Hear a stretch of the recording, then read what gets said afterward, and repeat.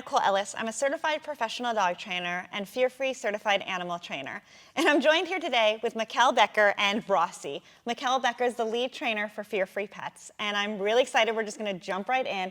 I'm going to talk about today, what are some of the most important things you think training-wise, as both trainers, that you don't think people touch upon the most? And I definitely have a few in my head that I always talk about with my clients, so we'd love to hear yours. Oh my goodness. Well, I think for sure getting down those basic skills and really attending to them when they're doing what we like. I think a lot of times people will overlook when the dog is settled, they're chewing on their toys or their chews, or they just are relaxed and they're doing the things that we want our dogs to do, but sometimes we overlook that and we only attend to them when they're acting out, when they're getting really hyper, when they're jumping up or they're chewing on the furniture and those things that maybe we don't want. So sometimes our dogs can really start to do those things because they're like, hey, that gets a lot of attention. Whenever I steal their socks, they come running after me. It's like this really fun game. And so just literally just attending to them when they're doing those things that we like, giving them praise, playing with them, giving them some treats when they're doing that, that really goes a long way. And it's so simple, but really so powerful. I love that. And that's something I talk about a lot. And when I tell my clients, they're so mad because the dog's chewing their shoes or their remote. And agreed, we'd all be frustrated. But I'm like, what do you do when he chews his dog toy? Well, nothing, it's his dog toy. And I'm like, that's the time to tell him what a good boy he is. That's what we want.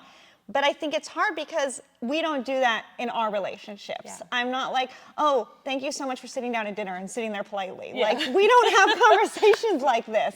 So I think it's a different mindset. And once we get in that mindset, our pets then can understand what we want of them. And they want to please us. They want to do good. And they want attention.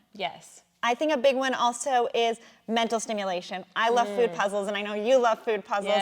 So giving our dogs something to do, their noses are so incredibly powerful, we can't even relate in any way. So let's give them stuff to do. And doing like 10, 15 minutes can be better for them mentally than tire them out more than an hour walk.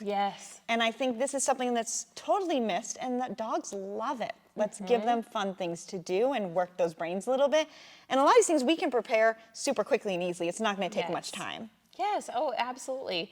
And one of the easiest things that we can do is if you have a backyard, you can just scatter. So it's almost like a little Easter egg hunt or a treasure hunt where they can go out and like sniff for that. Or even just doing things like we can get the snuffle mats, or even just if you just get a long carpeted mat that has, it's just longer threads in it. That can be really perfect for them. So we can scatter their food in there or little special treats.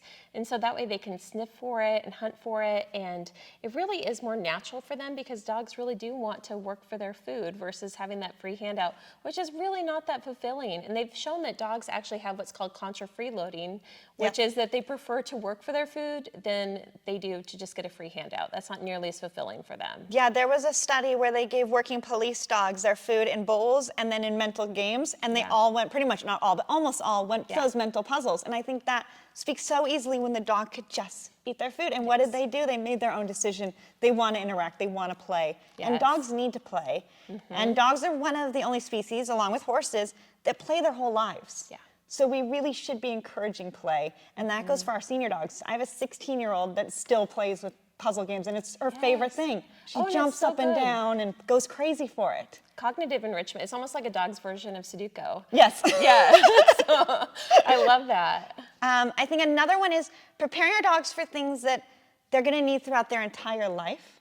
Like, as you would say, vet visits. Another one I'd say is car rides. And I think these are big things that if we can introduce it early and slowly and properly, even if you rescue your dog later in life, it's never too late. Let's set them up for these experiences. Rossi Bear, come here, you want cookies? He just saw a treat. Good boy, down. So speaking of that, I just called him back. He went to his bed.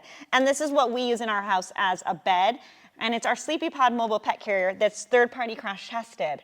And what's great is we can put it in the car. He's safe in the car, and he's relaxed, and he has less stress and anxiety, which we all want. Less stress for our pets and less stress on us. And that's perfect too, because you give him a safe space that can really travel with him. So not only can he have that in the home, he can have that in the car, he can take it to his vet visits, and it really gives him that security wherever he's at. Do you have any go-to things that you teach dogs?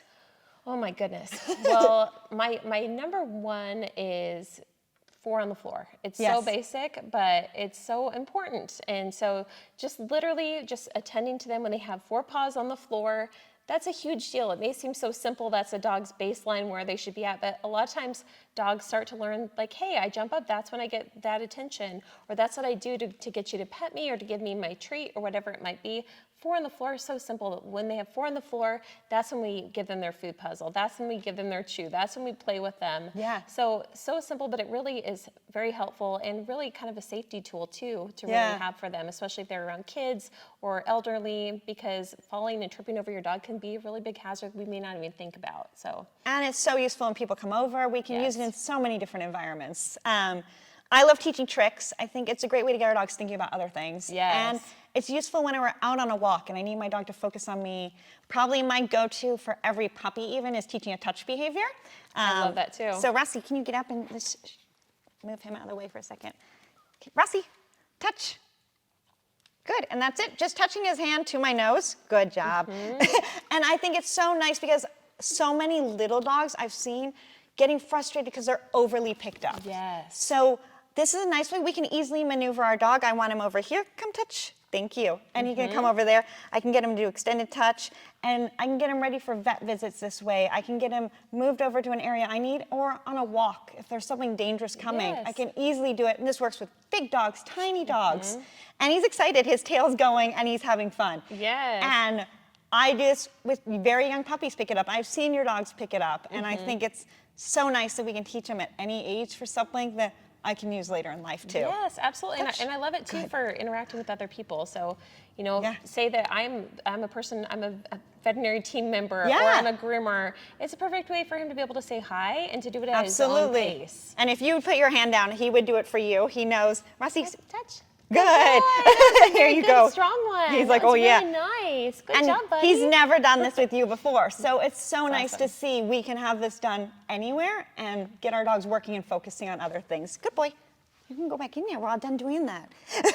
Well, this is super fun. I'm so glad we could go over a few of our favorite things. I loved hearing yours, and I hope this helps other people get a jump start and work on some things that maybe aren't worked on as much. Absolutely, and training can be fun. It should be fun for both them and for us. So, and this has been super fun today to be here with you and to be here with Rossi. And I'll add lastly, my training sessions are super short. They're shorter than this conversation. Yeah. So as you said, it should be fun. So I always end on a good note. So if he's out doing it, make it easy for him. Do something he's gonna do really well. Our touch might be that close. Good boy. And then that's it. We're gonna end it. 5 minutes.